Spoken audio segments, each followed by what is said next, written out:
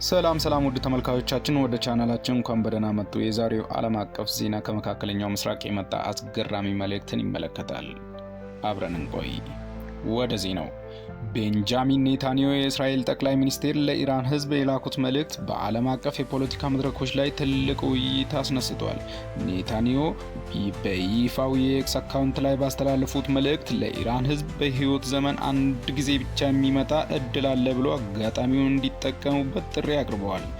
በመልእክታቸው ውስጥ እድላቸውን በእጃቸው ለመያዝ ተዘጋጁ ሲሉ ለኢራን ሕዝብ በራሳቸው ወደ ለውጥ እንዲመጡ አሳስበዋል። ኔታንያሁ እንደገለጹት የኢራን የመንግስት መሪ አሊ ካሜኒ በህይወት እንደሌሉና ይህ ሁኔታ ለኢራን ሕዝብ አዲስ የፖለቲካ ለውጥ ለማምጣት እድል መሆኑን ጠቁመዋል።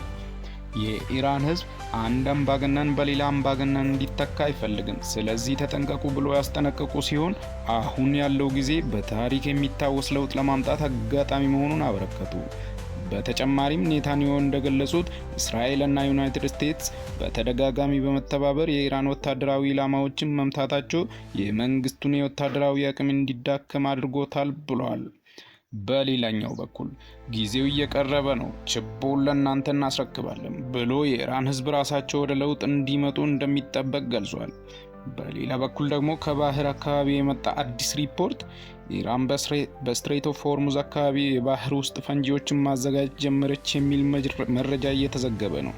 ይህ ቦታ በዓለም የነዳጅ ንግድ ከፍተኛ የሆነ የባህር መስመር ስለሆነ እንዲህ ያለ እንቅስቃሴ ለአሜሪካ ወታደራዊ መርከቦችና ለዓለም ንግድ ትልቅ ስጋት ሊፈጥር ይችላል ተብሎ ተገልጿል።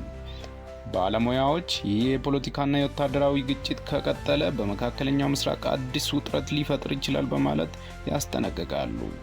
ቸር ሰንብቱ። ሰላም ለዓለማችን፣ ሰላም ለሀገራችን። በባካችሁ ቻናላችንን ለመደገፍ ሰብስክራይብ፣ ላይክ፣ ሼር ማድረግ አይርሱ። ቀጣይ በአዲስ ዓለም ዜናዎች እንመለሳለን።